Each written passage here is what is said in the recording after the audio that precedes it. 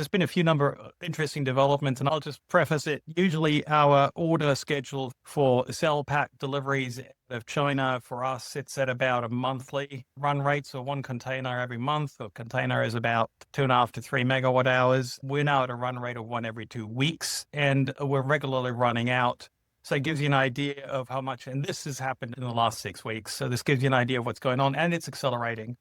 So we know from what's going on in the market that pretty much no availabilities in the market of any of the current systems. Everybody's scrambling to amp up production to service the Australian market and redirecting production capacity to Australia, which I don't think has ever happened in any other industry in the world.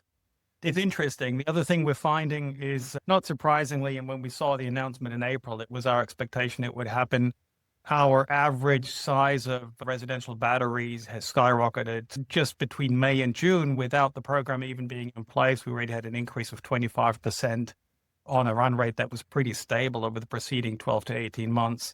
And we've seen another increase again. So we're now at average battery sizes for residential households that are in excess of 25 kilowatt hours per order. What would that have been a year ago? A year ago was roughly sitting at about 12 to 15. So we're now at 25, and this is not the end, so we're still ramping. My expectation is basically every system we're selling at full load. Every system we're selling is built out, and we're selling upgrade batteries to our existing customer base across the board. So everyone is amping up. And again, given the way the program is structured, it's not surprising, because if you run your numbers, adding an additional battery adds a minuscule amount, literally in our case for the installer, $50 to $60 per kilowatt hour. So by just going in and saying, hey, I'm going to add the battery, the delta is so small, you're already putting in 20,000, 15 to 20,000 with a rebate, probably more like 15,000.